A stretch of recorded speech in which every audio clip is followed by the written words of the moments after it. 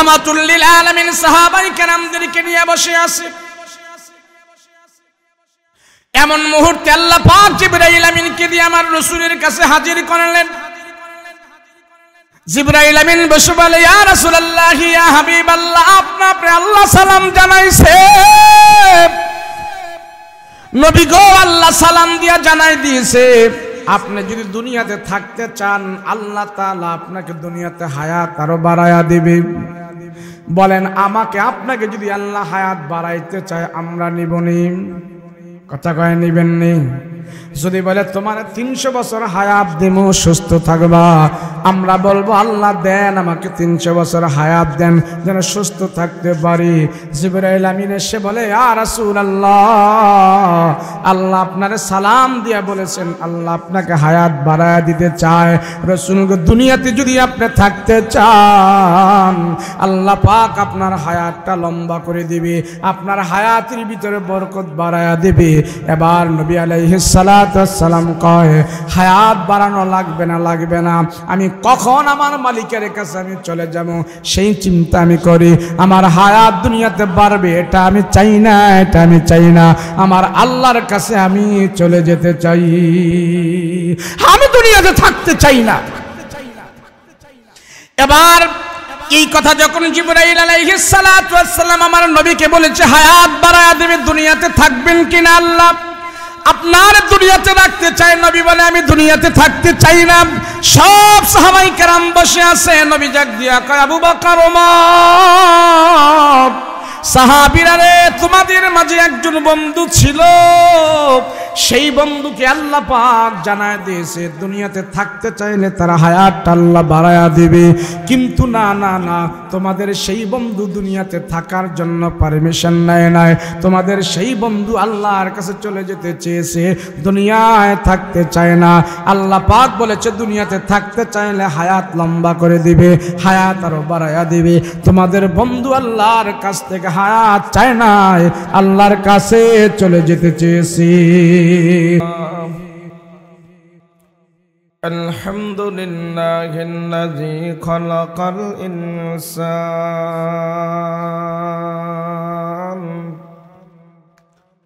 ওয়া আল্লামাহুল বায়ান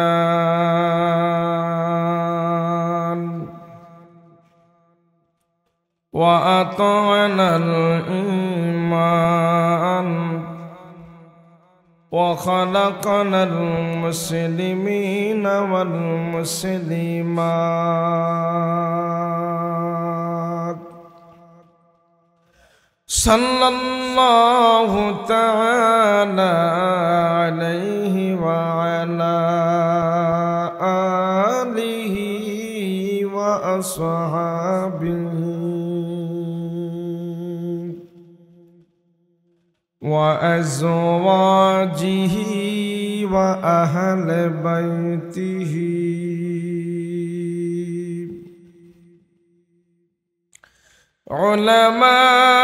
علماء أمته وفقهاء ملته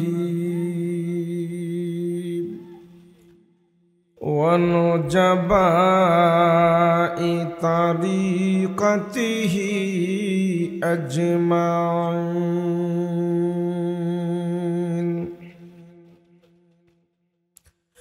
الذي يرسله الله تعالى بالحق بشيرا ونذيرا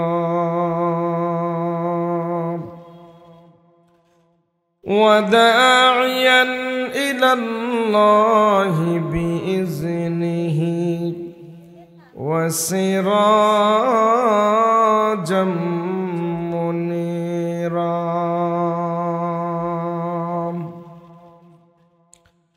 أما بعد فأعوذ بالله من الشيطان الرجيم بسم الله الرحمن الرحيم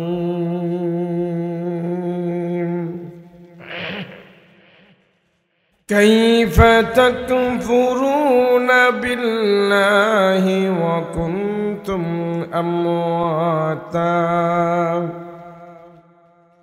أمواتا فأحياكم ثم يميتكم ثم يحييكم ثم إليه ترجعون.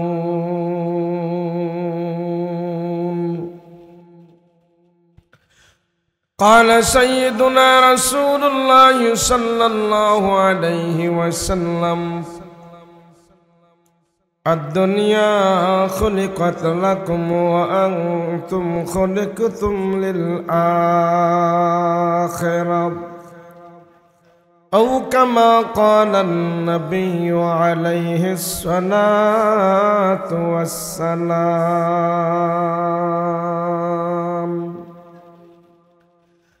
وقال تعالى في شان حبيبه ومحبوبه: وما أرسلناك إلا رحمة للعالمين.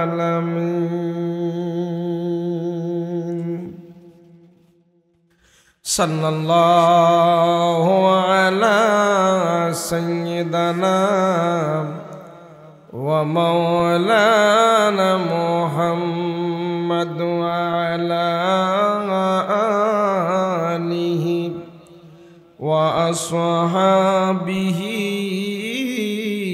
أجمعين.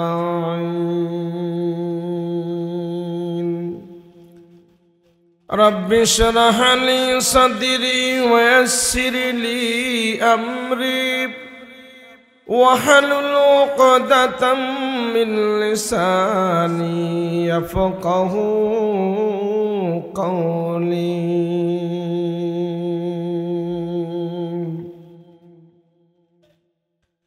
अल्लाह दिल दे जो तेरे इश्क के गरोह,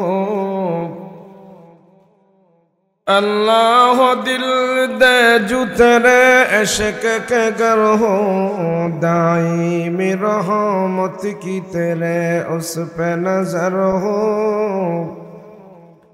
दाईमी रहमत की तेरे उस पे नजर हो। दिन दे के तेरे इश्क में हाल हो उसका, दिल दे के तेरे इश्क में हाल हो उसका, महशर का अगर शुरू हो तो भी ना खबर हो, महशर का अगर शुरू हो तो भी ना खबर हो। मादर दु जहाँ गैर खुदा यार नदारे, मादर दु जहाँ गैर खुदा यार नदारे, जुजियाद खुदा ही चद गुरकार नदारे, जुजियाद खुदा ही चद गुरकार नदारे। मायूस नहीं अहल ज़मी अपन खता से, तक़दीर बदल जाती ही मुझ तर्क दुआ से, तक़दीर बदल जाती ही मुझ तर्क दुआ से। ला इलाहा ला इलाहा ला इलाहा इल्लल्लाह, ला इलाहा ला इलाहा इल्लल्लाह, ला इलाहा इल्लल्लाह, ला इलाहा ला इलाहा इल्लल्लाह मुहम्मदुर रसूलुल्लाह। সাল্লাল্লাহু আল মাদ্রাসাতুল মঈনুল ইসলাম চেয়ারম্যান ঘাট নুরানিয়া হাফিজিয়া মাদ্রাসার উদ্যোগে বাজার ও এলাকাবাসীর যৌথ উদ্যোগে ওয়াজদার মাহফিল মুহতারাম শ্রদ্ধাভাজন সভাপতি মুআজ্জাজ মুকাররম উলামায়ে কেরাম তুলাবায়ে আযম সম্মুখ পানববিষ্ট দিনদার মুত্তাকি পরহেজগার ভাইরা পর্দার অন্তরালে অবস্থানরত আমার সাধ্যা মা বোনেরা আল্লাহ পাকের দরবারে কালেমাত শুকর আদায় করছি বলি আলহামদুলিল্লাহ। আল্লাহ আমাদেরকে মায়া করে দয়া করে আপন করে রহমতি বরকতি নজর দিয়ে কোরআন ও হাদিসের আলোচনা শুনবো এবং বলবো, সেই সুবাদে আল্লাহ আপনাকে আমাকে এখানে একত্র করেছেন। এই একত্র হওয়াটা যেন আল্লাহর দরবারে নাজাতের উসিলা হয়ে যায়। সকলে বলুন আল্লাহুম্মা আমিন। জবান খুলে আওয়াজ করে বলেন আল্লাহুম্মা আমিন। আল্লাহ যারে ভালোবাসে, পছন্দ করে, মহব্বত করে, আল্লাহ যাকে জান্নাত দিতে চায়, জাহান্নাম থেকে বাঁচাইতে চায়, যার উপরে আল্লাহ পাকের রহমতের দৃষ্টি বারবার পড়ে, আল্লাহ পাক তাকেই নেক কাজের মধ্যে শামিল করে দেয়। আমাকে আপনাকে আল্লাহ পাক নেক কাজের মধ্যে শামিল করে দিয়েছেন। আমরা কেউ এখানে 1 ঘন্টা 2 ঘন্টা আধা ঘন্টা 3 ঘন্টা যে যতটুকুন সময় আমরা এখানে ব্যয় করব, আজকের এই সময়টুকুন আমার আপনার হায়াত থেকে আল্লাহর দরবারে গুনাহ মুক্ত হয়ে পৌঁছে যাবে। আপনারা এখানে বসে কেউ গুনাহ করবেন না। আমরা এখানে যতক্ষণ থাকবো বেগুনাহ থাকবো, গুনাহ আমাদের দ্বারা হবে না। কথা বলেন ঠিক কিনা? ওয়াজ মাহফিলি কি আপনাদের দেশে বসে গুনাহ করে? বলেন গুনাহ করে? আপনারা কি এরকম বক্তা দিক দিয়ে বয়ান করতেছে, আমরা ওদিক দিয়ে অন্য কাজ করতেছি, এমন আছেন কেউ? এই যে আমরা এখন বসে আছি একটা নেক কাজের মধ্যে শামিল হয়ে আছি, একটি গুনাহমুক্ত পরিবেশে আছি, এমন একটা তরতিব, এমন একটা আমল নিয়ে আমরা বসছি যে আমলটা 1.25 লক্ষ নবী আলাইহিস সালাতু ওয়াস সালাম এই জমিনে করে গিয়েছে। ওয়াজ মাহফিল সব নবীর বেলায় ছিল নসিহত করাটা। সব নবীর আমলে 30 পারা কোরআন ছিল না, সব নবীর আমলে রমজানের 30 রোজা ছিল না, সব নবীর বেলায় যাকাত ফরজ ছিল না, হজ ফরজ ছিল না। কিন্তু সব নবীর উপরে আল্লাহ পাক এই দায়িত্বটা দিয়েছেন, মাউইজাতুল হাসানা, নসিহত করো, ওয়াজ করো, মোলায়েম ভাষায় নসিহতের মাধ্যমে তোমার জাতিকে, তোমার উম্মতকে আমার আল্লাহর পরিচয় ধরে তোলো, জান্নাতের কথা বলো, জাহান্নামের কথা বলো, নসিহত করো, ওয়াজ করো। এই আমলটা সব নবীর উপরে আল্লাহ পাক দিয়েছিলেন।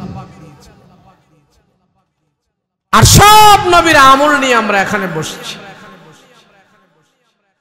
আমরা তো মনে করি ওয়াজ মাহফিল এই তো হুজুররা কইতাছে, আমরা শুনতেছি, এই তো। আরে না, ওয়াজ মাহফিল এমন একটা আমল, এমন একটা প্ল্যাটফর্ম, যেই প্ল্যাটফর্মের সাথে সব নবী আলাইহিস সালাতু ওয়াস সালামের সংযোগ রয়েছে। নসিহত করো, নসিহতের মাধ্যমে তোমার দিন আল্লাহ পাক পরিবর্তন করে দিবে, বেগুনাহ বানিয়ে দিবে। আল্লাহর শরণ তোমার দিলের ভিতরে পয়দা হয়ে যাবে। নসিহত বলেন, নসিহত এমন একটা আমল যে যারাই করবে, আমি আপনাকে নসিহত করছি, আপনি যদি ভালো না হন, আপনি যদি আমলওয়ালা না হন, তো একদিন আমি যদি নিয়ত করি যে আমার জন্য করছি, তো নসিহতটা আমার জন্যই কামিয়াব হয়ে যাবে। এমন এক আমল নসিহত, যার অধীনে যে আছে সে তাকেই নসিহত করবে। কর্মচারী তার মালিককে নসিহত করবে, ওস্তাদ তার শিক্ষককে নসিহত করবে, মা বাবা তার সন্তানকে নসিহত করবে, মেম্বার চেয়ারম্যান এলাকার মানুষকে নসিহত করবে, সর্দার প্রধান যারা আছে সমাজের লোকদেরকে নসিহত করবে, মালিক তার কর্মচারীকে নসিহত করবে। নসিহত কি? নসিহত নসিহত কি? আল্লাহর বরত্বের কথাগুলো তাদের সামনে ধরে তুলবে, আল্লাহর হুকুমের কথা বলবে, আল্লাহর কথা অমান্য করলে কি হবে সেই কথাগুলো বলবে। এইভাবে যখন একে অপরকে নসিহত করতে থাকবে, আখিরাত বুঝাইতে থাকবে, তো আল্লাহ পাক আমার আপনার সমাজে, আমার আপনার জীবনে জান্নাতি পরিবেশ আল্লাহ পয়দা করে দিবে।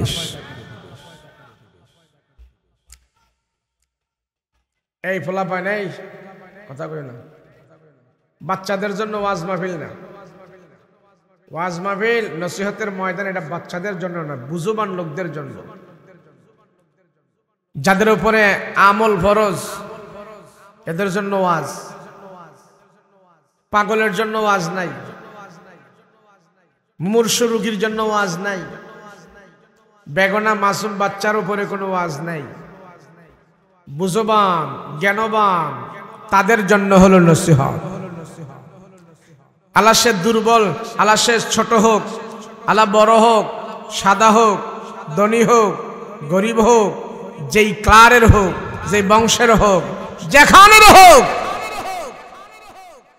তার জন্য নসিহত। নসিহত যদি কোনো মানুষকে না পাও, নিজেরে করো, নিজেই আল্লাহর দরবারে কামিয়াব হয়ে যাবে। নসিহতের মাদ্দাটা এমন এক জিনিস, অনেক নবীরা দিন কি দিন, দিন কি দিন, রাত কি রাত, মাস কি মাস চলে গেছে, একজন মানুষকেও পায় নাই তারা আল্লাহর বরত্বের কথা শোনানোর জন্য।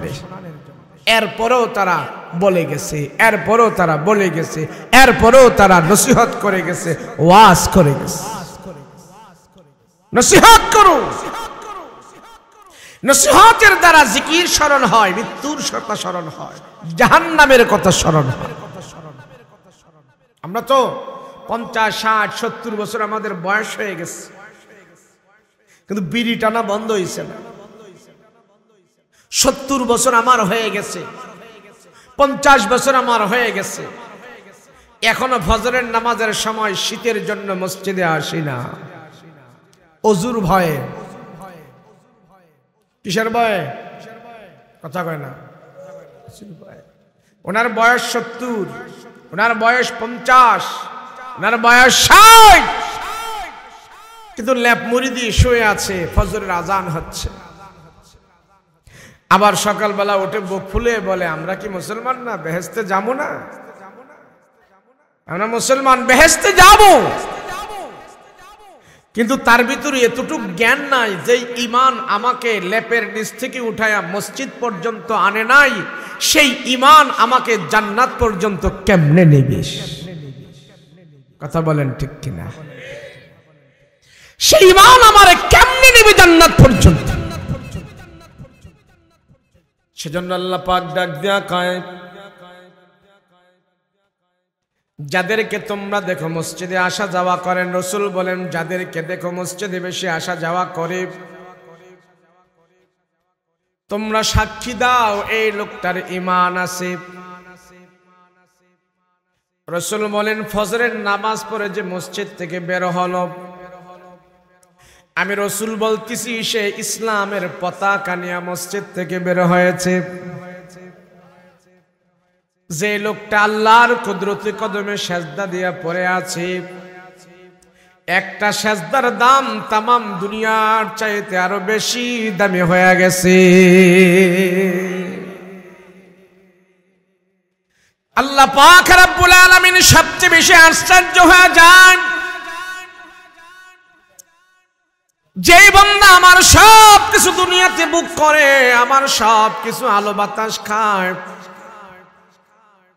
আমি আল্লাহ তারে একটা সুন্দর জীবন উপহার দিয়েছি, আমি একটা জীবন দান করেছি। আল্লাহ আশ্চর্য হয়ে যায় ওই বান্দার প্রতি, তার জীবনের মূল্য সে বুঝে না, তার হায়াতের মূল্য সে বুঝে না।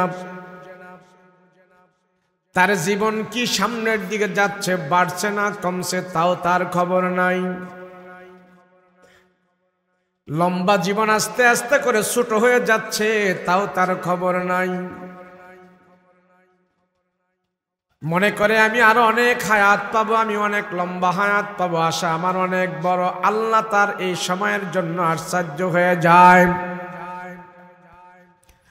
আল্লাহ ডাক দিয়ে কয়, মানুষ তোমার ভিতরে কেন হুঁশ নাই? তুমি একদিন ছিলে না, এখন আছো, আবার তুমি থাকবে না।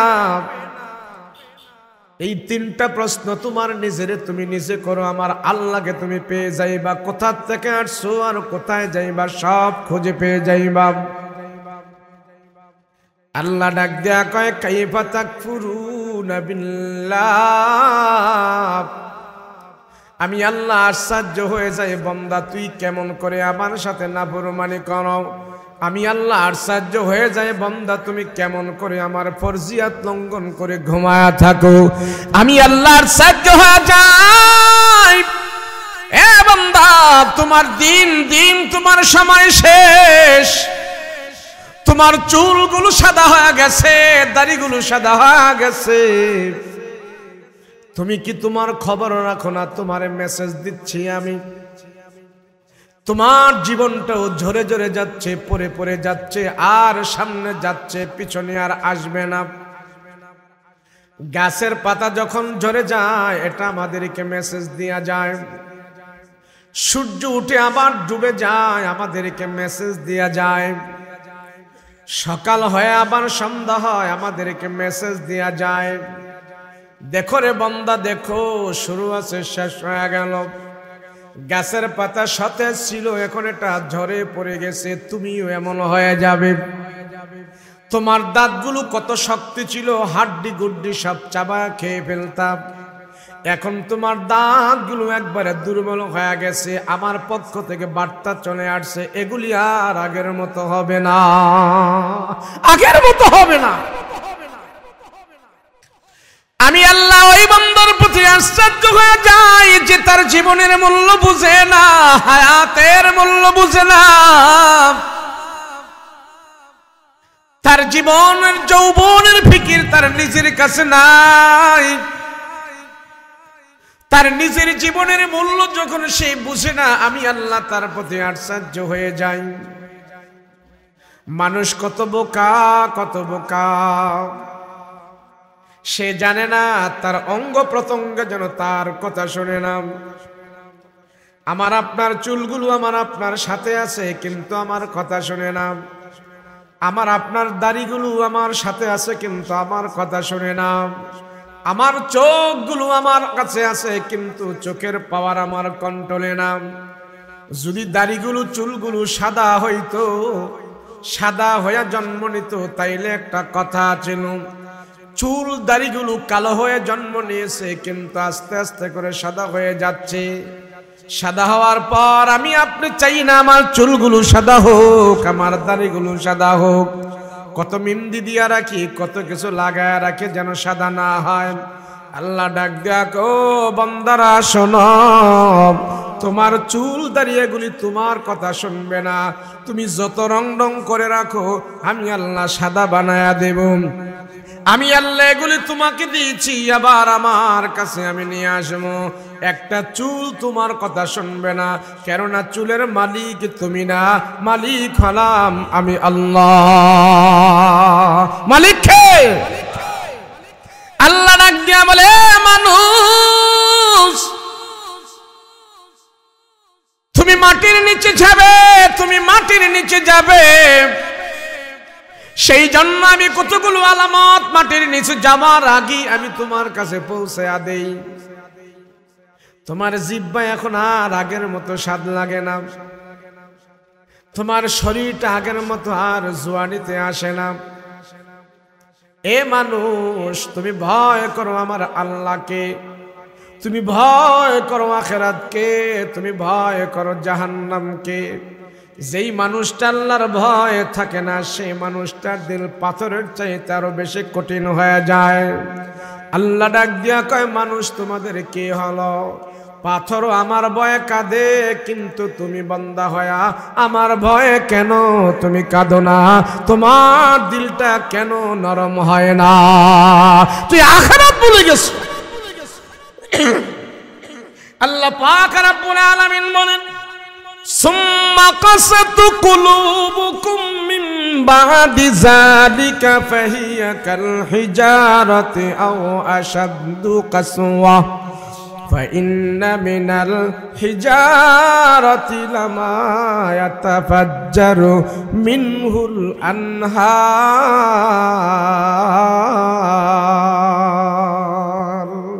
আল্লাহ বলে, মানুষ তুই দেখো না, পাথর আমার ভয়ে কাঁদে, জাহান্নামের ভয়ে কাঁদে, আর তোর দিলটা পাথরের চাইতেও আরো বেশি শক্ত হয়ে গেছে, সেই জন্য তোর চোখ দিয়ে আমার আল্লাহর ভয়ে পানি আসে না। কথা বলেন ঠিক কিনা? মানুষ সে আখিরাত ভুলে গেছে, সে আখিরাত ভুলে গেছে।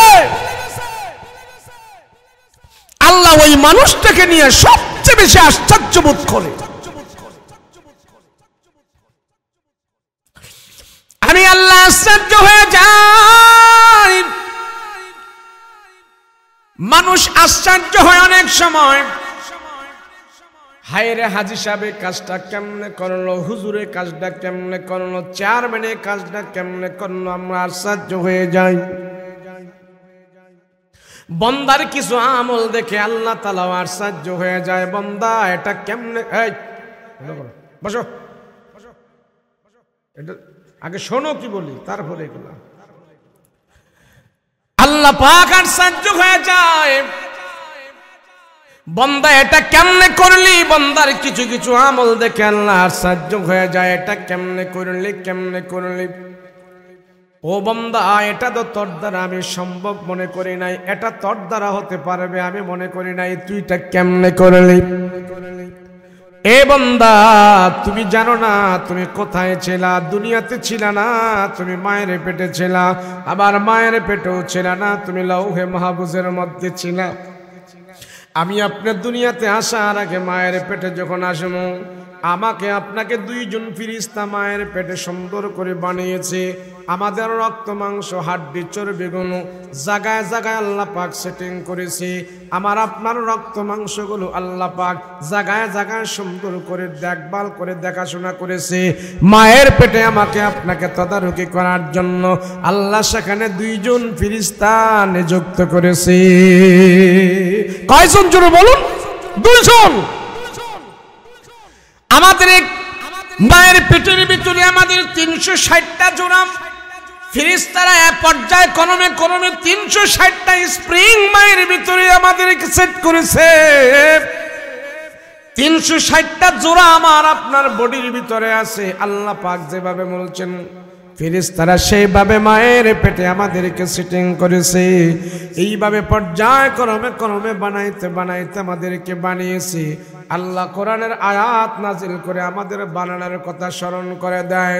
ও ফেরেশতারা, তোমরা আমার বন্দাকে কেমনে বানিয়েছো এটা আমি জানি, আমার বন্দা কেন জানে না? আমি এক ফোঁটা নাপাক পানি থেকে তোমাদেরকে বানিয়েছি, আমি এক ফোঁটা তরল নাপাক পানি থেকে বানিয়েছি। বন্দা, যেই পানি দিয়া তোমাদেরকে বানাইলাম ওই পানির কথা দুইজন মানুষের সামনে বলতে পারো না, ওই পানির কথা তোমরা মুখেও নিতে পারো না। এটা নাপাক দুর্গন্ধময় পানি দিয়ে আমি আল্লাহ তোমাদেরকে বানিয়েছি। এত দুর্বল থেকে আমি আল্লাহ তোমাকে যে সবল করে বানাইলাম, তুমি এই কথাটা চিন্তা করো। চিন্তা করলে তো তুমি আমার সাথে নাফরমানি করতে পারো না।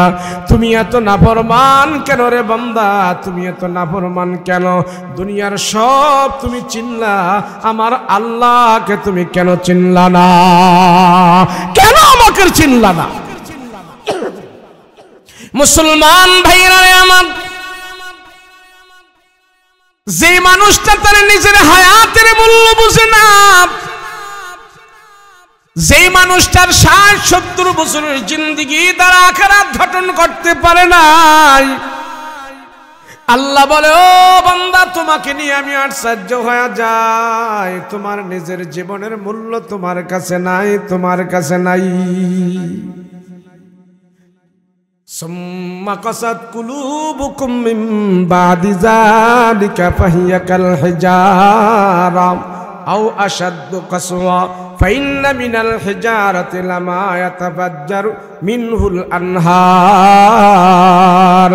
আল্লাহ তামাম মানুষদেরকে ডাক দিয়া কয়, যেই মানুষগুলো আখিরাত বলে যায়, যেই মানুষগুলো আমার আল্লাহকে বলে যায়, যেই মানুষগুলো কবরের কথা বলে গেছে, তাদের অন্তরটা শক্ত হয়ে গেছে। তাদের অন্তরটা গুনাহ করতে করতে তারা একবারে শক্ত করে ফেলেছে। আল্লাহ কয়, কেমন শক্ত জানোনি? পাথর আছে, পাথরের চাইতেও তাদের অন্তর আরো শক্ত হয়ে গেছে। পাথরও আমার আল্লাহর ভয়ে কান্না করে, এই মানুষগুলো আমার ভয়ে তারা কান্না করে না, পাথর কাঁদে। আল্লাহ পাক নাম দিয়া বলেন, কাইফা তাকফুরুনা বিল্লাহি ওয়া কুনতুম আমওয়াতান ফাহইয়াকুম সুম্মা ইউমীতুকুম সুম্মা ইউহয়ীকুম। আমি আল্লাহ মৃত্যু থেকে তোমাদেরকে জীবিত করলাম মায়ের পেটে, মায়ের পেটের ভিতর থেকে রূহ দিয়ে আমি দুনিয়াতে একটা হায়াত দিলাম। এই হায়াতের পরে সুম্মা ইউমীতুকুম, আমি তোমাদেরকে মরণ দেব। আমি আল্লাহ মরণ দিয়া কবরের ভেতরে নেব, সেখানে আবার তোমাদেরকে ফাহইয়াকুম, আমি আল্লাহ হায়াত দেব। ওই হায়াত দেওয়ার পর তোমাকে আমি আল্লাহ বিচার করব, তোমার পঙ্কান্ন সব আমি আল্লাহ হিসাব নেব, সব আমি আল্লাহ হিসাব নেব। তুমি কেন আমার সাথে নাফরমানি করেছো? কারণটা কি? এই জন্য পয়গম্বর ডাক দিয়া বলেন, আল কাইসু মান দানা নাফসাহু ওয়া আমিলা লিমা বাদাল মাউত। মরণকে স্মরণ করে তারাই হলো প্রকৃত জ্ঞানী এবং প্রকৃত বেড়ে। যে মানুষটা দুনিয়ার উপরে শুধু চিন্তা আছে কেমনে বাড়ি গাড়ি করবে, কেমনে আরাম আয়েশ করবে, কেমনে সে নিজের জীবন দুনিয়ার মাটির উপরেই সাজাবে, মাটির নিচে সাজানো জীবনের কথা চিন্তা করে না। আল্লাহ ডাক দেয়া কয়, তোর ব্রেন নাই। রসুল ডাক দেয়া কয়, তোর ব্রেন নাই। তুই মাটির নিচের কথা চিন্তা করো না। মাটির নিচের চিন্তা করা না করলে আল্লাহর আদালতে তুমি সম্মানিত হবে না। আহকামুল হাকিমিন রব্বুল আলামিন, আহকামুল হাকিমিন। আল্লাহ পাক ডাক দেয়া কয়, তোমরা দেখো দুনিয়াতে যত নবী বানিয়েছি শ্রেষ্ঠ মানুষ, দুনিয়াতে যত আমি আল্লাহ নবী বানিয়েছি শ্রেষ্ঠ মানুষ, কিন্তু মৃত্যুর পরের কথা তারা চিন্তা করে করে দুনিয়া বর্জন করেছে। আমি আল্লাহ তাদেরকে সম্মান করেছি। মৃত্যুটা এমন একটা জিনিস, আল্লাহ ডাক দিয়া কয়, বান্দা আমি আশ্চর্য হয়ে যাই। মরণের কথা যখন তোমরা স্মরণ করো না, তোমাদের জন্য আমি আশ্চর্য হয়ে যাই। আল্লাহ ডাক দিয়া কয়, ও মানুষ, আমি আল্লাহ তোমাদেরকে যে মরণ দেব, সেই মরণের কথা তোমরা চিন্তা করো। আমি যদি মরণ না দিতাম, আমার হাবিবকে আমি মরণ দিতাম না, দুনিয়ার কোনো একটা পয়গম্বরকে আমি মরণ দিতাম না। আমার আলোচনাটা আজকে যে মানুষ মৃত্যুর স্মরণ থেকে গাফিল হয়ে যায়, এই আয়াত আল্লাহ বলেন সবচেয়ে বেশি আল্লাহ তার প্রতি আশ্চর্য হয়ে যায়। তোরে কত মেসেজ দিয়ে যাচ্ছে, তোর শরীর লুজ হয়ে গেছে, বুদ্ধ হয়ে গেছে, এর দ্বারা উদ্দেশ্য হইল তোমাকে আমি আল্লাহ যেখান থেকে ছেড়েছি আবার ওখান থেকেই তোমাকে আমি নিয়ে আসব। আল্লাহ পাক বলেন, যদি কোনো মানুষকে আমি মরণ থেকে বাঁচাইতাম, তাহলে সর্বপ্রথম নবীদেরকে আমি মরণ থেকে বাঁচাইয়া দিতাম। কাদেরকে? জোরে বলেন, কাদেরকে? জোরে বলেন। নবীদেরকে মরণ থেকে আমি বাঁচাইয়া দিতাম। এই যে আপনাদের মাদ্রাসা, এই যে মসজিদ, এই যে আছে না, এগুলির সাথে সম্পৃক্ত রাখলে, সম্পর্ক থাকলে মরণের কথা স্মরণ হবে। মরণের কথা স্মরণ করে করে এই সমস্ত কাজগুলো করলে আমার বাদশাহী, আমার ব্যবসা, আমার বাণিজ্য যা কিছু আছে সব থাকবে একদিকে, আর এগুলি থাকবে আরেকদিকে। আল্লাহর আদালতে মৃত্যুর পরে আমার আপনার জন্য নাজাতের উসিলা হয়ে যেতে পারে। নবী সুলাইমান আলাইহিস সালাতু ওয়াস সালাম নবীদের ভিতরে একজন নবী ছিলেন, তামাম পৃথিবীর বাদশাহী করেছে। কিসের বাদশাহী? যারা বলেন না তাম পৃথিবীর বাদশাহী করেছেন। এইটা সাউন্ড দেন তো, মাইকলা কো সাউন্ড তো কাছে গিয়ে কথা করতে হয়। তাম পৃথিবীর বাদশাহী করেছেন। এত বাদশাহী করার পরেও নবী সুলাইমান আলাইহিস সালাতু ওয়াস সালাম বলে, আল্লাহ আমার তো অনেক ক্ষমতা দিয়েছো, দুনিয়ার অনেক কিছু আমি পেয়েছি, কিন্তু আমি এমন কিছু কাজ করতে চাই যেই কাজটা তোমার দরবারে নিয়ে আমি গর্ববোধ করতে পারি। আমার বাদশাহীর দ্বারা তোমার কাছে গর্ব হবে না? আমার এত এত ক্ষমতা দিয়েও তোমার সাথে আমার কোনো গর্ব হবে না? আমি এমন একটা কাজ করতে চাই যেই কাজের মাধ্যমে আমি তোমার কাছে বাদশাহীর চাইতে আরো বেশি শান্তি পাবো, এমন একটা কাজ আমি করতে চাই। নবী সুলাইমান আলাইহিস সালাতু ওয়াস সালাম আল্লাহ পাকের কাছে যখন এই কথা বলছে, আল্লাহ বলে কি করবা তুমি? নবী সুলাইমান বলে, আল্লাহ আমি তো দুনিয়ার এই প্রান্ত থেকে ওই প্রান্ত পর্যন্ত পৌঁছতে পারি, সব কিছু আছে, আমার কোনো কিছু অভাব দেও নাই। আমি পশুর ভাষা বুঝি, জিনের ভাষা বুঝি, মাছের ভাষা বুঝি, পাখির ভাষা বুঝি, বাতাসের কথা বুঝি। এত জ্ঞান আল্লাহ পাক সুলাইমান নবীকে দিয়েছে। সংসার করে, রাজ্য পরিচালনা করে, সব কিছু করে, করতে করতে এমন পর্যায়ে হয়ে গেছে নবী সুলাইমান দুনিয়াতে কোনো জিনিসের আর অভাব নাই, সব কিছু তার হয়ে গেছে, আল্লাহ সব কিছু তার দিয়েছে। এরপরও সুলাইমান আলাইহিস সালাতু ওয়াস সালামের কেমন কেমন যেন একটা অভাব অভাব মনে হচ্ছে। তো নবী সুলাইমান চিন্তা করে, হায় রে, মৃত্যু তো আমারও একদিন হবে, তবে আমার অভাবটা কি বুঝতে পারছে না। নিজে নিজে গবেষণা করে বলতেছে, হায় রে, অভাব তো দেখছি, আমার এই বাদশাহী এগুলো তো দুনিয়াদারি, করতে যে অনেক কিছু হয়। তো নবী সুলাইমান আল্লাহর কাছে বলল, আল্লাহ আপনি একটা মুসলমানদের জন্য একটা ক্যাবলা নির্মাণ করবেন, ওই ক্যাবলা নির্মাণটা আল্লাহ আপনি আমাকে দিয়া করবেন। তাহলে সেটা কি? বলে ফিলিস্তিনের যে মসজিদুল আকসা আছে, বাইতুল মুকাদ্দাস, এই বাইতুল মুকাদ্দাসটা আল্লাহ আমি করতে চাই। আমার বাদশাহী একদিকে, আর এই বাইতুল মুকাদ্দাসটা যদি আমি নির্মাণ করতে পারি, এটা হবে আমার জন্য আরেক দিক, এটা আমার স্পেশাল একটা ইবাদত থাকবে। নবী সুলাইমান সব নিয়েছে, রাজত্ব, সিংহাসন, ক্ষমতা আল্লাহ সব করে দিয়েছে। এরপরে নবী সুলাইমান কয়, আল্লাহ আমি মসজিদুল আকসা, আপনার এই ইবাদত খানাটা, কিবলাটা আমি নির্মাণ করতে, আমাদের ব্যবসা থাকবে, বাণিজ্য থাকবে, সব কিছু থাকবে, এর ভিতর থেকে আমরা এমন এমন কিছু কাজ করব যেই কাজটা আলাদাভাবে আল্লাহর কাছে মূল্যায়ন হয়ে যায়। নবী সুলাইমান আলাইহিস সালাতু ওয়াস সালাম কয়, আল্লাহ মৃত্যু তো আমার একদিন হয়ে যাবে, আল্লাহ দুনিয়াতে আমি থাকবো না, যত বাদশাহী আমারে দাও, যত ক্ষমতা তুমি আমারে দাও, এত কিছু আমার থাকবে না, সব একদিন মাটির উপরে থাকবে, নিচে আমি কি নিয়ে যাব? আল্লাহ এই বাদশাহী করার পর আমার মনটা আমচান করে, কি যেন আমার বাকি আছে, কি যেন আমার বাকি আছে। আল্লাহ এই সমাজ আমি ইনসাফ প্রতিষ্ঠা করেছি, আমি মানুষকে অথর্ব কাজ করতে দেই না, হারাম করতে দেই না, আমি পাখির বাসা বুঝি, আমি সব মাখলুকাতের পরিচালনা করি, সব জিন জন্তুর পরিচালনা করি। আয় আল্লাহ তার থেকে আমি তোমার কাছে একটা জিনিস চায়া নিচ্ছি।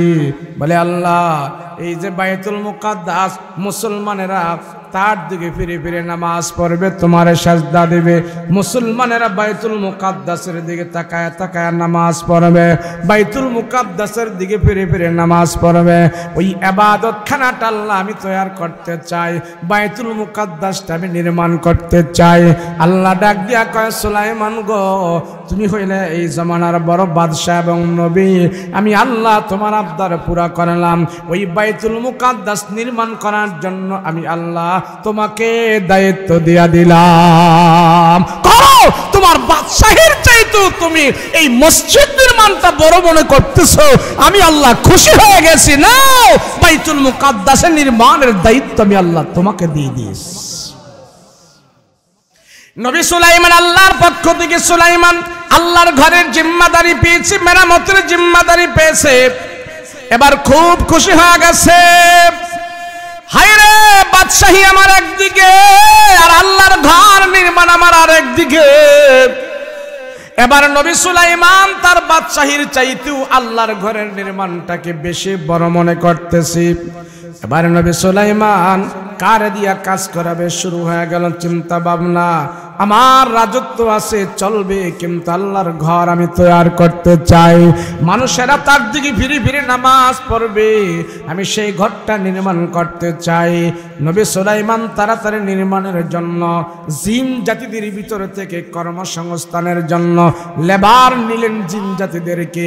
জিন জাতিদেরকে নিয়ে পরামর্শ করতেছে, আমি বাইতুল মুকাদ্দাস নির্মাণ করব, আল্লাহর ঘর। আল্লাহর ঘর তাদেরকে দিয়া নির্মাণ করতে চাই। তোরা কিন্তু কোনোদিন ডাইনে বামে করিস না, যেমনে বলবো তেমনে আল্লাহর ঘরটা নির্মাণ করবি।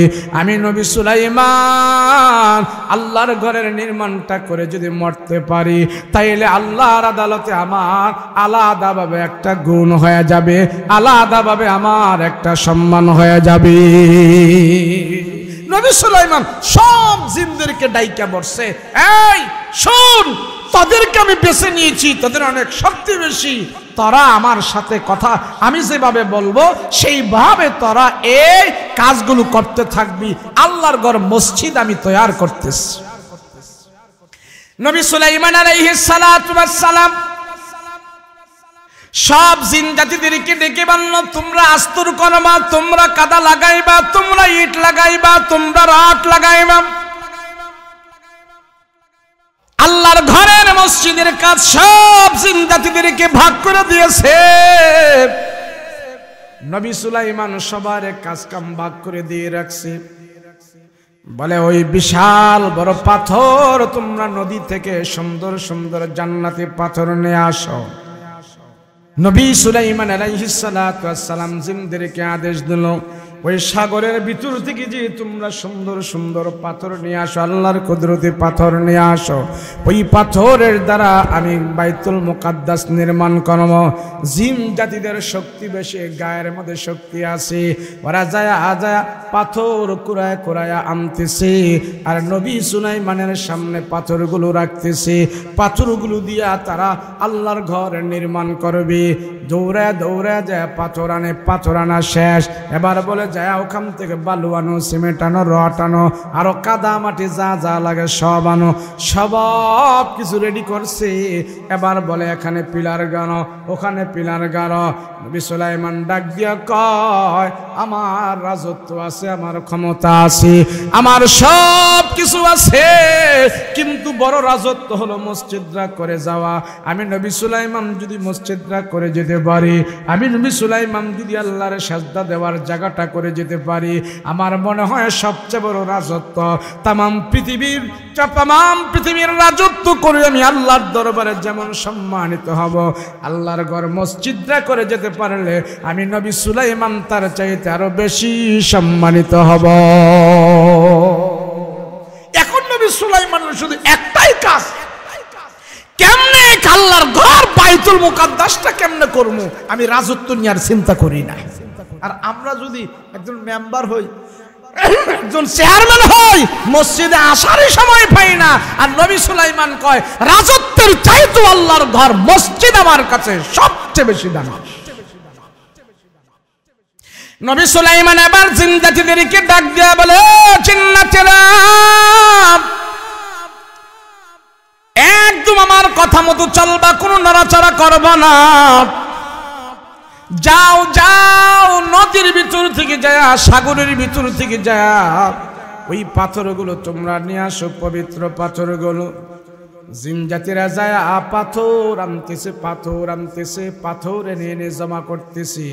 আর নবী সুলাইমান বলে এখানে গারো, ওখানে গারো, এবার গারো, এমনে করো। নবী সুলাইমান দেখায় দিয়া রাখছে, দূরে যায়া লাঠি নিয়ে বসে আছে। জিন জাতি এগুলো দুষ্ট জাতি, এই দুষ্ট জাতিদেরকে লাঠির মাধ্যমে নবী সুলাইমান আঘাত করে করে দেখায় দিয়ে বলে এমনে করো, এমনে করো। ওই নবী সুলাইমান দাঁড়ায়া থাকে আর জিন জাতিরা সুন্দরভাবে কাজ করতে থাকে।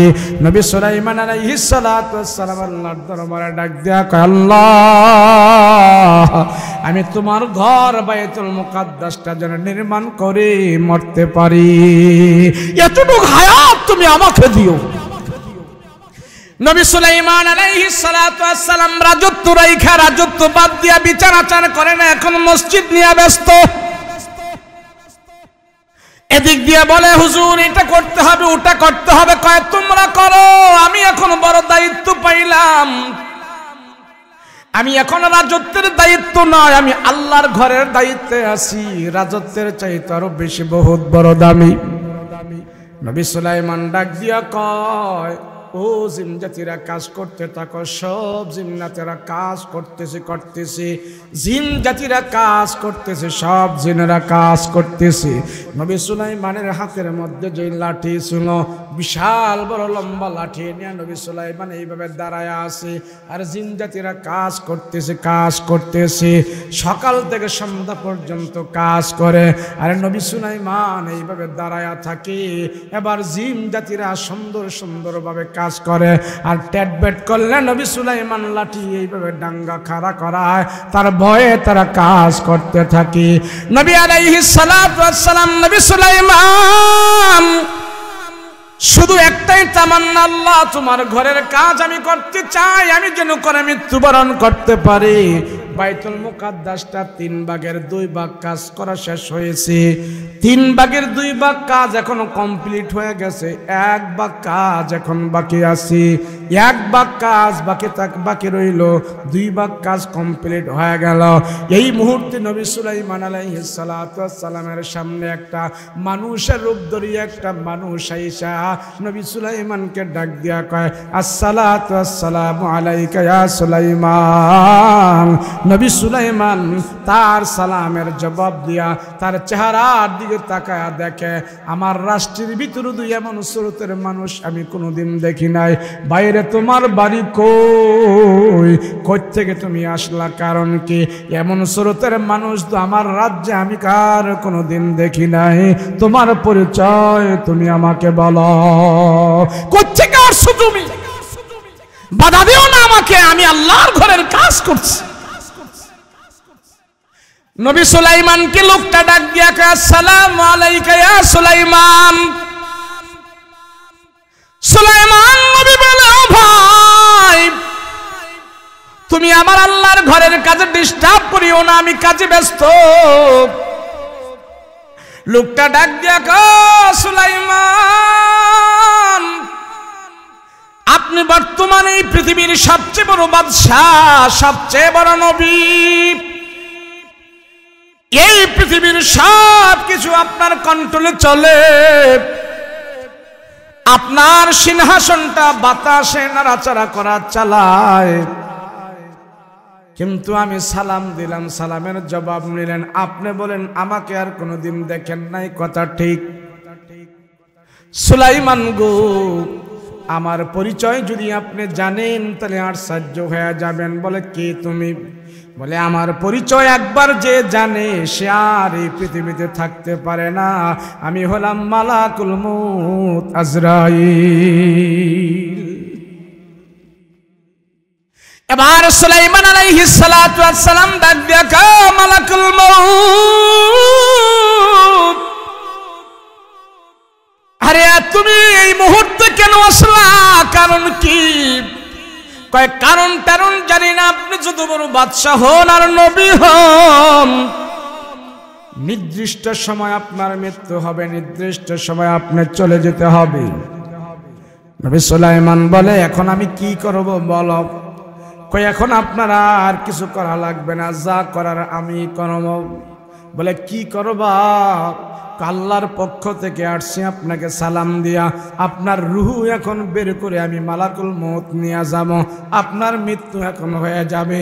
পয়গম্বর সুলাইমান বলে আমি মৃত্যুর জন্য রেডি, আমি মাওলার কাছে চলে যাব, তাতে আমার কোনো অসুবিধা নাই, আমি আল্লাহর দরবারে চলে যাব, আমি আর দুনিয়াতে থাকবো না, তবে কোনো অসুবিধা নাই, আমি যাওয়ার জন্য প্রস্তুত আছি। কেননা ইমানদারেরা মৃত্যুকে কোনো দিন ভয় করে না, কোনো দিন ভয় করে না। আমার আওয়াজ বন্ধ করে কইলে কেমনে বইলা?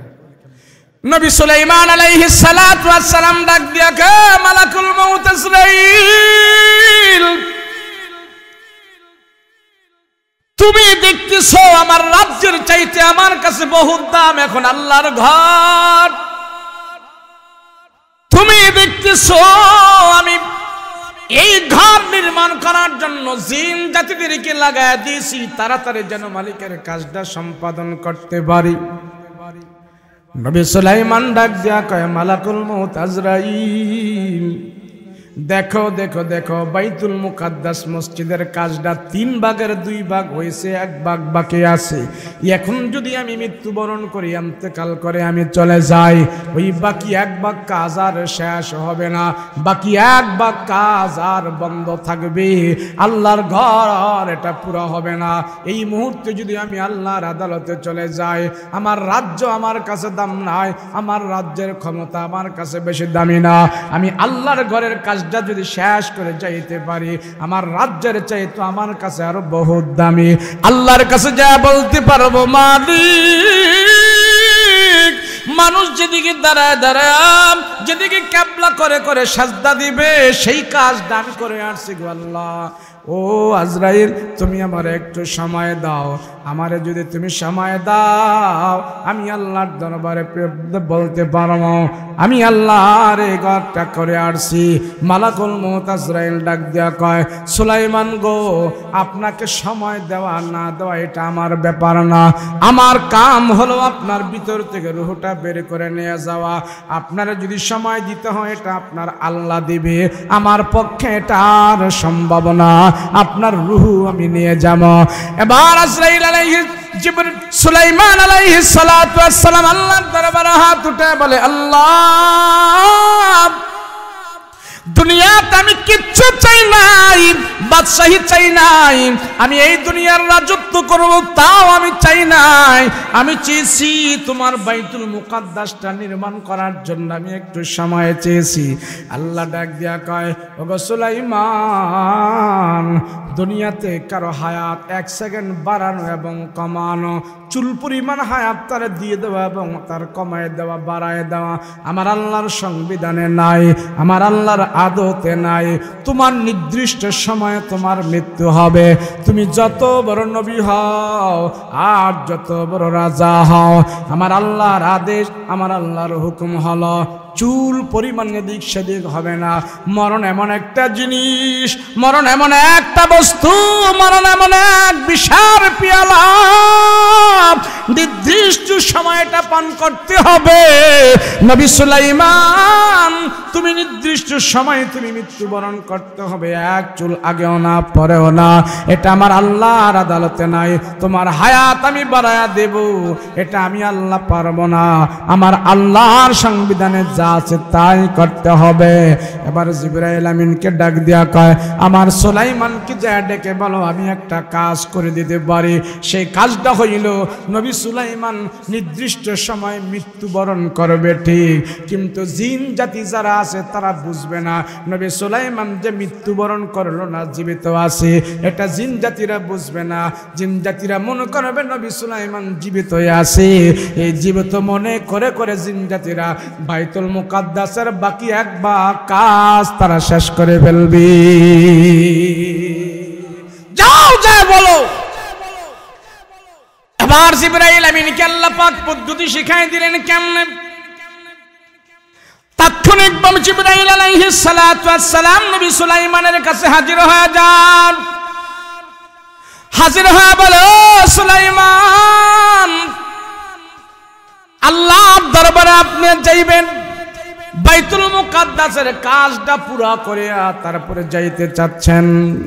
আল্লাহ আপনার আবদার কবুল করেছে, তবে নির্দিষ্ট সময় আপনার মৃত্যু হবে, নির্দিষ্ট সময় আপনার দুনিয়ার জমিন থেকে বিদায় হয়ে যাবেন।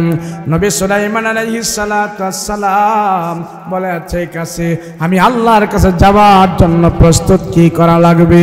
এবার জিবরাইল আমিন নবী সুলাইমানের হাতের মধ্যে যে লাঠি ছিলেন, সমস্ত নবীর হাতের মধ্যে লাঠি ছিল।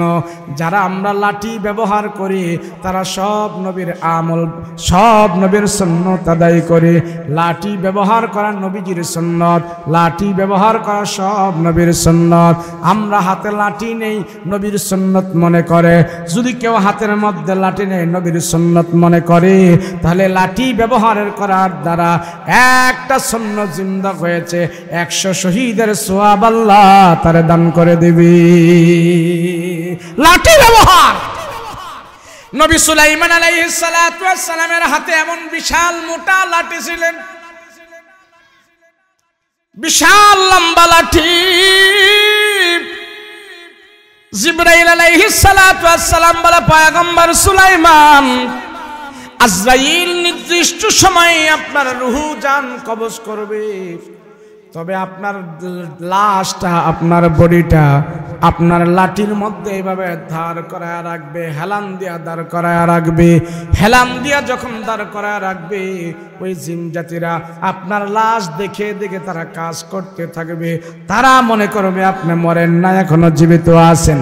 তারা মনে করবে আপনি মরেন না, এখনো সুস্থ আছেন, কিন্তু আসলে আপনি মৃত্যুবরণ করেছেন। আজরাইল আলাইহিস সালাতু ওয়াস সালাম আপনার জন্য এটা করবে, আর আমি জিবরাইল আপনার লাশটা ওই লাঠির সাথে দাঁড় করায় রাখবো। নির্দিষ্ট সময় মতন আজরাইল আলাইহিস সালাতু ওয়াস সালাম রেশমি রুমাল নিয়া জিবরাইল আলাইহিস সালাতু ওয়াস সালামকে বলে, ভাই দাঁড়াও, আল্লাহর প্রিয় বান্দার রূহটা আমরা বের করে নিয়ে যাই। আজরাইল আলাইহিস সালাতু ওয়াস সালাম নবী সুলাইমানের দেহ ভিতর থেকে রেশমি রুমালের মাধ্যমে তার রূহ বের করে আল্লাহর কাছে নিয়ে যায়। আর জিবরাইল আলাইহিস সালাতু ওয়াস সালাম এইভাবে কাঠের লাঠির মধ্যে নবী সুলাইমানের লাশটা এইভাবে দাঁড় করায় রাখছি। আর ওদিক দিয়া জিন জাতিরা কাজ করতেছে, খাওয়া নাই দাওয়া নাই, শুধু কাজ করতেছে। বড় বড় পাথর এনে এনে তারা আল্লাহর ঘর মসজিদের কাজটা করতেছে। সব জিন জাতিরা দেখতেছে। নবী সুলাইমান দুপুরে খানা খায় নাই, নবী সুলাইমান বিকালেও বাসায় যায় না, সন্ধ্যা হয়ে গেছে বাসায় যায় না। নবী সুলাইমান যদি না যায়, জিনেরা কাজ বন্ধ করে তারা বাসায় যেতে পারে না। সবাই কাজ করতেছে, একে অপরকে বলে, কি ব্যাপার রে, আজকে নবী সুলাইমান বাসায় যায় না, কারণটা কি? নবী সুলাইমান বাসায় যায় না, খাবার দাবারও খায় না, কারণ কি? জিনের সর্দারা এসব ঘরের মধ্যে বাড়ি দিয়া কয়, কথা কইস না, কাজ করতে থাক। নবী সুলাইমান জানতে পারলে কিন্তু ঠাট মেরে ফেলবে। সবাই কাজ করতেছে। কেউ বলে আমরা খানা খাবো না, কয় নবী যেহেতু খানা খায় না, আমরা জিনেরও খানা দানার কথা ভুল্লা যা, কাম কর, আল্লাহর ঘরের কাম কর। নবী সুলাইমান আলাইহিস সালাতু ওয়াস সালামের বডিটা হাতের লাঠির মধ্যে ঠ্যাস লাগায় দাঁড় করায় রাখছে। আর জিন জাতি সবাই মনে করতেছে নবী সুলাইমান আমাদের দিকে তাকায় রইছে, আল্লাহর ঘরের কাম কর। সব জিন জাতিরা কাজ করতেছে, করতে বাকি এক ভাগ কাম যখন করে ফেলল, বাকি এক ভাগ কাম শেষ। এবার 3 ভাগ কাম শেষ হয়ে গেছে। মসজিদুল আকসা কমপ্লিট হয়ে গেছে, আল্লাহর ঘর পুরাটা কমপ্লিট হয়ে গেছে। আল্লাহর ঘর পুরা কমপ্লিট হওয়ার পর এবার জিন জাতিরা সবাই একসাথে বসে গেল। বসে এবার চিন্তা করতে চায়, রে কাজ তো এখন শেষ, তারপরও নবী সুলাইমান আমাদের দিকে তাকায়া রয়েছে। কিছুক্ষণ পরে তারা দেখতেছে নবী সুলাইমানের দেহটা মাটির মধ্যে কাঠের লাঠি ভাঙ্গা দপাস করে পড়ে গেছে, লাশ এবার নিচে পড়ে গেছে। জিন জাতিরা সবাই আসলো, আইসা এবার বডি টেস্ট করে, হাতের শিরা ধরেছি, বুকে দেখতেছি কেউ কান লাগায় এইভাবে দেখতেছে, না না কোনো আওয়াজ নাই, কোনো আওয়াজ নাই। বডি টেস্টিং করে, একজনে বুকে ধরে বলে না নিঃশ্বাস তো নাই, আরেকজন হাতের বাজু ধরে বলে হায় রে, এটা তো বহুত আগেই দুনিয়ার জমিন থেকে রূহ বের হয়ে গেছে। এবার সুলাইমান আলাইহিস সালাতু ওয়াস সালামের বডি দেইরা জিনেরা ডাক দিয়া কয় না এটা ডেড বডি, এটাতে রূহ না, এটাতে রূহ নাই, রূহ না, এটা বহুত আগে মারা গেছে। এবার নবী সুলাইমান কবে মারা গেল, নবী সুলাইমান কবে দুনিয়া থেকে বিদায় হয়ে গেল, কোন নবী সুলাইমান কবে মারা গেছে, কবে দুনিয়া থেকে বিদায় হলো, এটা কেমনে বুঝবে কবে মারা গেছে? এবার নবী সুলাইমানের বডিটার সাথে যে কাঠের লাঠি ছিলেন লম্বা করে দাঁড়ানো, জিনেরা তাকায় দেখে ওই লাঠিটা ঘুনি পোকায় খাইতে খাইতে লাঠিটারে একবারে ঝাঁঝরা করে ফেলেছে। ঘুনি পোকায় খাওয়ার কারণে লাঠিটা ভেঙে পড়ে গেছে। ঘুনি পোকায় লাঠিটা কয়দিন ধরে খাইলো, এটা এখন মাপার জন্য তারা এমন একটা সুন্দর কাঠের লাঠি নিয়ে সব জিনেরা এটা ছড়ায় দেয়া এটার মধ্যে জীবিত একটা ঘুনি পোকা লাগায় দিয়েছে। ওই ঘুনি পোকা সকাল থেকে সন্ধ্যা পর্যন্ত লাঠিটা কামড়ায় কামড়ায় খাইলো। খাওয়ার পরে তারা একটা অনুমান করলো, এই পরিমাণ যদি ঘুনি পোকায় লাঠিটা খায় তাইলে 1000 বছর ধরে ঘুনি পোকায় লাঠিটা খাইছে। অতএব 1000 বছর আগে নবী সুলাইমান দুনিয়া থেকে বিদায় হয়ে গেছে। আল্লাহ ডাক দিয়া কয় নির্দিষ্ট পন্থায় তোমার মৃত্যু হবে। মৃত্যু এমন এক মাসআলা, দুনিয়াতে যত মানুষ আছে সব কিছু নিয়ে মতভেদ আছে, মৃত্যু নিয়ে কারো মতভেদ নাই। কথা বলেন ঠিক কিনা? আল্লাহকে নিয়ে শুদ্ধ মতভেদ আছে, কেউ আল্লাহ মানে কেউ মানে না, আস্তিক নাস্তিক যা আছে, মৃত্যু নিয়ে কোনো মতভেদ। আল্লাহ পাক বলে সেই মৃত্যুর কথা থেকে যখন তোমরা বেখবর হয়ে যাও, গাফেল হয়ে যাও, আমি আল্লাহ তখন আশ্চর্য হয়ে যাই। তখনই আমি বলি কাইফা তাকফুরুনা বিল্লাহ, কেমনে গাফেল হও তোমরা? কি দেখো না যেই রসুল আমার পরে যার সবচেয়ে বেশি সম্মান, যেই রসুল আমার পরে যার সবচেয়ে বেশি দাম, সেই রসুলকেও আমি আল্লাহ মৃত্যুর হাত থেকে রেহাই দেই নাই। কথা বলেন ঠিক কিনা? রসুল ইন্তেকাল করছে কিনা? নবীজি ইন্তেকাল করছে কিনা? তাহলে রসুল ইন্তেকাল কেন করলো? নবীজির ইন্তেকাল তো করার কোনো কথা না। রাহমাতুল লিল আলামিন সাহাবায়ে কেরামদেরকে নিয়ে বসে আছে, এমন মুহূর্তে আল্লাহ পাক জিবরাইল আমিনকে দিয়ে আমার রাসূলের কাছে হাজির করলেন। জিবরাইল আমিন বসে বলে ইয়া রাসূলুল্লাহ, ইয়া হাবিবাল্লাহ, আপনাকে আল্লাহ সালাম জানাইছে। নবী গো, আল্লাহ সালাম দিয়া জানাই দিয়েছে আপনি যদি দুনিয়াতে থাকতে চান আল্লাহ তাআলা আপনাকে দুনিয়াতে হায়াত আরো বাড়ায়া দিবে। বলেন আমাকে আপনাকে যদি আল্লাহ হায়াত বাড়াইতে চায় আমরা নিবনি? কথা কয় নিবেন নি? যদি বলে তোমার 300 বছর হায়াত দেবো, সুস্থ থাকবা, আমরা বলবো আল্লাহ দেন আমাকে 300 বছর হায়াত দেন যেন সুস্থ থাকতে পারি। জিবরাইল আমিন এসে বলে ইয়া রাসূলুল্লাহ, আল্লাহ আপনারে সালাম দিয়া বলেছেন আল্লাহ আপনাকে হায়াত বাড়ায়া দিতে চায়। রাসূলকে দুনিয়াতে যদি আপনি থাকতে চান আল্লাহ পাক আপনার হায়াতটা লম্বা করে দিবে, আপনার হায়াতের ভিতরে বরকত বাড়ায়া দিবে। এবার নবী আলাইহিস সালাতু ওয়াস সালাম কয় হায়াত বাড়ানো লাগবে না, লাগবে না, আমি কখন আমার মালিকের কাছে আমি চলে যাব সেই চিন্তা আমি করি। আমার হায়াত দুনিয়াতে বাড়বে এটা আমি চাই না, এটা আমি চাই না, আমার আল্লাহর কাছে আমি চলে যেতে চাই, আমি দুনিয়াতে থাকতে চাই না। এবার এই কথা যখন জিবরাইল আলাইহিস সালাতু ওয়াস সালাম আমার নবীকে বলেছে হায়াত বাড়ায়া দেবে, দুনিয়াতে থাকবেন কিনা আল্লাহ আপনার দুনিয়াতে রাখতে চাই, নবী বলে আমি দুনিয়াতে থাকতে চাই না। সব সাহাবায়ে কেরাম বসে আছে, নবী ডাক দিয়া কয় আবু বকর, ওমর, সাহাবীরা রে, তোমাদের মাঝে একজন বন্ধু ছিল সেই বন্ধুকে আল্লাহ পাক জানায় দিয়েছে দুনিয়াতে থাকতে চাইলে তারা হায়াতটা আল্লাহ বাড়ায়া দিবে। কিন্তু না না না, তোমাদের সেই বন্ধু দুনিয়াতে থাকার জন্য পারমিশন নেয় নাই। তোমাদের সেই বন্ধু আল্লাহর কাছে চলে যেতে চেয়েছে, দুনিয়ায় থাকতে চায় না। আল্লাহ পাক বলেছে দুনিয়াতে থাকতে চাইলে হায়াত লম্বা করে দিবে, হায়াত আরো বাড়ায়া দিবে।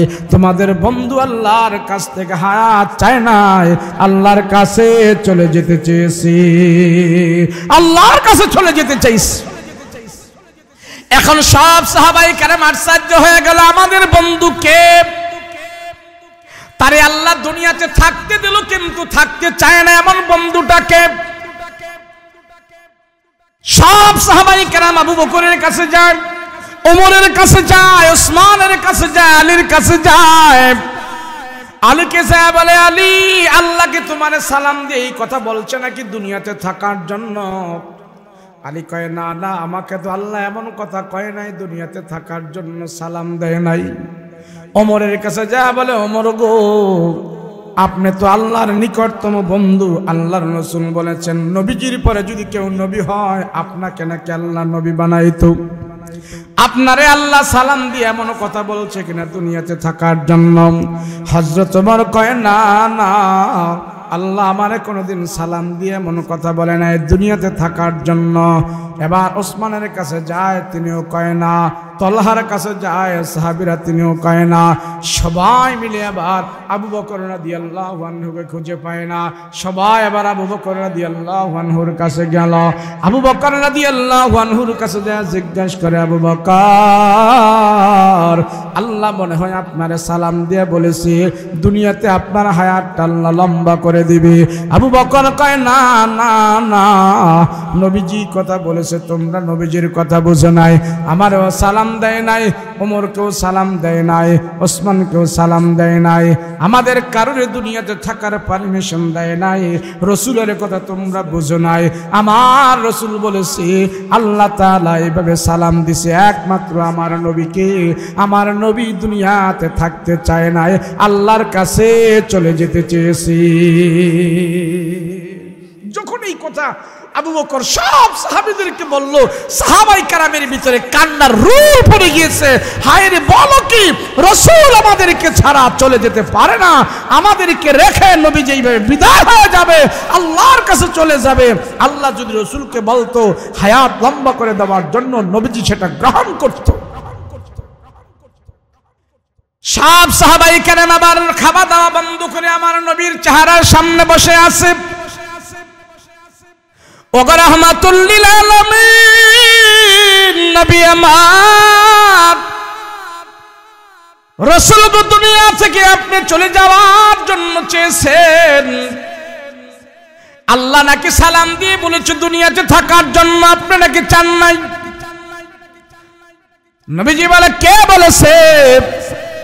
কয় আবু বকর বলেছে। কয় আবু বকর যা বলেছে সত্য বলেছে। দুনিয়াতে আমার থাকার এত স্বাদ নাই, স্বাদ নাই, একদিন চলে যেতে হবে, তার চাইতে এখনই যাওয়া ভালো। আমি আল্লাহকে বলেছি দুনিয়াতে আমি থাকবো না, চলে যাব। এবার নবীজি সবাইকে জানাই দিয়েছেন, সাহাবীরা রে, তোমরাও প্রস্তুত হও, আমরা দুনিয়া থেকে চলে যাব, তোমরাও প্রস্তুত হও। আমার চুলদাড়িগুলো সাদা হয়ে গেছে, আমার দাড়ি কয়টা পেকে গেছে, আমার চুলগুলো সাদা হয়ে গেছে।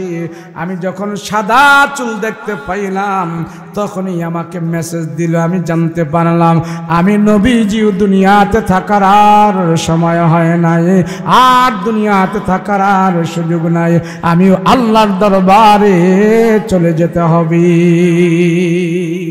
রাসূল বলেন, আমার চুলদাড়ি সাদা হওয়ার পরে আমাকে শুদ্ধ মেসেজ দিয়েছে আল্লাহ, সংকেত দিয়েছে, রাসূল গো আপনার সময় শেষ, আপনিও দুনিয়া থেকে চলে যেতে হবে। সম্মানিত বন্ধুরা আমার, দুনিয়াতে যতদিন আমি আপনি থাকবো, নবী সুলাইমানের চাইতে কি আমার আপনার সম্পদ বেশি? কথা বলেন না কেন?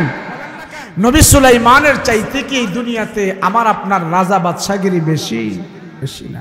তাহলে নবী সুলাইমান যদি বলে এই বাদশাহের চাইতে আমার কাছে আল্লাহর ঘরের দাম বেশি, তাহলে আপনাদের এই মসজিদ, আপনাদের এই মাদ্রাসা, আপনাদের এই ব্যবসা বাণিজ্য থেকে, তার ব্যবসা বাণিজ্য থেকে, আপনাদের বাড়িঘর থেকে এই মাদ্রাসাটা এত দুর্বল কে?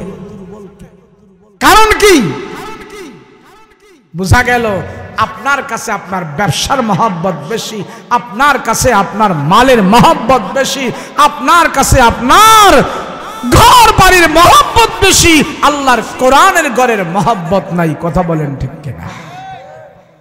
তাহলে কোরআনের মহব্বত আসেনি? কার কার আছে? হাত উঠান, হাত উঠান। লিল্লাহি তাকবীর, নারায়ে তাকবীর। হাত নামান। যে এলাকায় মাদ্রাসা আছে, যে এলাকায় আল্লাহর ঘরের তালিম চলে, কোরআনের তালিম চলে, আমার আপনার ঘরে প্রত্যেক দিনের কোরআনের তেলাওয়াতের আওয়াজ হয় না, আমার আপনার ঘরে কোরআন পড়া হয় না, কিন্তু মাদ্রাসার ভিতরে কোরআন পড়া হয়। কথা বলেন ঠিক কিনা? এই কথা বলেন ঠিক কিনা? এখানে যারা আছেন আপনার বাবা মা ভাই বোন সব, অনেকের কত কিছু কবরে আছে, আমার ঘর থেকে সে তাদের কবরে কিচ্ছু যায় না, কিন্তু মাদ্রাসাতে যে কোরআনের তেলাওয়াত হয়, মাদ্রাসাতে যে কোরআনের আওয়াজ হয়, এই আওয়াজ, এই তেলাওয়াতের আওয়াজ আলহামদুলিল্লাহ যাদের দানে, যাদের ওসিলায়, যাদের মেহনতে এই ঘরের ভিতরে তেলাওয়াতের আওয়াজ বাজে, এই তেলাওয়াতের আওয়াজ আল্লাহ পাক ওই বাবা মার কবরের মধ্যে পৌঁছায়া দিবে। কথা বলেন ঠিক কিনা?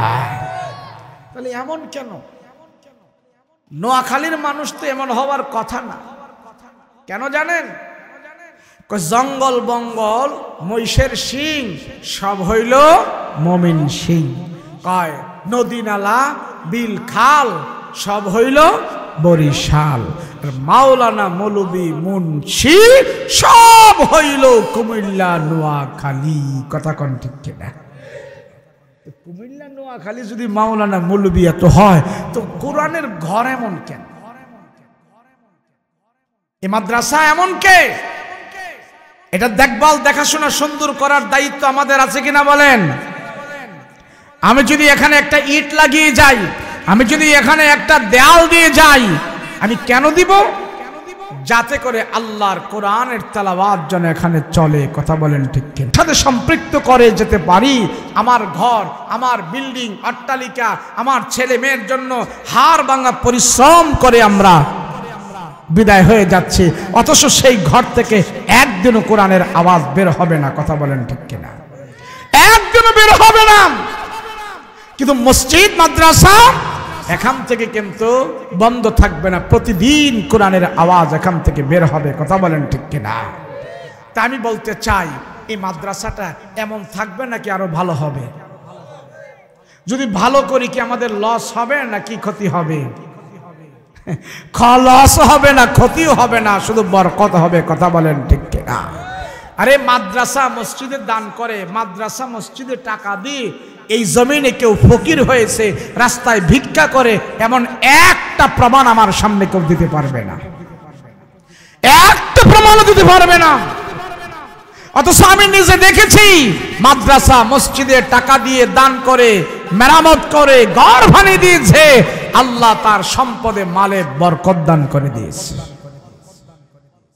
আমি খুলনা গেছিলাম মাহফিল করতে, খুলনা মাহফিল করতে গেছি, সেখানে আমি জিজ্ঞেস করলাম, ভাই আপনাদের এলাকায় নাকি একটা লোক পাকিস্তান আমলে হেলিকপ্টার দিয়ে বিয়ে করেছে, এখন নাকি রাস্তায় ভিক্ষা করে, এটা কি সত্য নাকি? পত্রিকা আমরা পেয়েছিলাম। তখন ওখানকার মুরব্বীরা বললে, হ্যাঁ হুজুর বাস্তব, সে পাকিস্তান আমলে বিয়ে করেছে, হেলিকপ্টার দিয়ে, এত সম্পদের মালিক ছিল, এখন তার কিচ্ছু নাই, এখন সে রাস্তায় রাস্তায় খুলনা শহরে ভিক্ষা করে।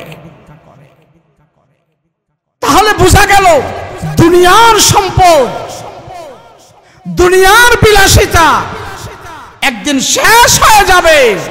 কিন্তু আল্লাহর কোরআনের ঘরের সাথে যদি আমার সম্পর্ক হয়, আমি যদি শেষ হয়ে যাই, এটা আমার শেষ হবে না, এটা আমার থাকবে। কথা বলেন ঠিক কিনা? এটা জীবিত থাকবে। যাদের টাকায়, যাদের দানে, যাদের উসিলায় কোরআনের তেলাওয়াতের আওয়াজ বাজে, রাতের 3টা বাজে উঠে এই মাদ্রাসার ছেলেরা কোরআন তেলাওয়াত করে, রাতের 3টা বাজে উঠে তাহাজ্জুদের নামাজ পড়ে, ওযু বানিয়ে তারা কোরআন নিয়ে বসে থাকে, এই পৃথিবীতে এমন নজির আর একটাও নাই।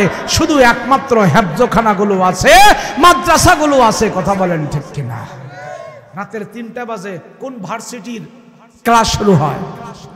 রাতের 3টা বাজে কোন স্কুলের ক্লাস শুরু হয়? কোন স্কুলের নয়, কোন ভার্সিটির নয়, একমাত্র হেফজখানা মাদ্রাসাগুলোর ক্লাস শুরু হয় রাতের বেলা 3টা বাজে। কথা বলেন ঠিক কিনা? যেই সময় আমি আপনি ঘুমায়া থাকি, আমি আপনি ভোর হয়ে থাকি, কিন্তু এই ছেলেগুলো ঘুমায় না, তারা ওযু বানিয়ে পড়তে থাকে। তাহলে আমি যদি সম্পৃক্ত থাকি, আমার রক্তমাখা ঘাম পরিশ্রমের টাকা দিই, আমি যদি এই মাদ্রাসাটা একটা দেখাশোনা করি, তাহলে এই দেখাশোনাটা হাসরের ময়দানে আমার আপনার জন্য নাজাতের ওসিলা হয়ে যেতে পারে। কথা বলেন ঠিক কিনা? এখন আমি কয়েকটা মিনিট আপনাদের থেকে আমি সময় নিব এই মাদ্রাসার জন্য। আপনারা মন খুলে, প্রাণ খুলে বলবেন, হুজুর আমার বাবাই দুনাকুনান্না মিনাল খাসিরিন, রব্বিরহামহুমা কামা রব্বায়ানি সাগীরা, রব্বিরহামহুমা কামা রব্বায়ানি সাগীরা।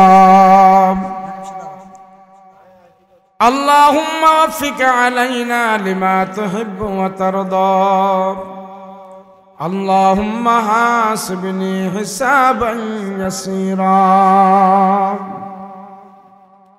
رب العالمين پروردگار عالم، اے اللہ তোমার বান্দার 2টা হাত তোমার আদালতে উঠায় রাখছ।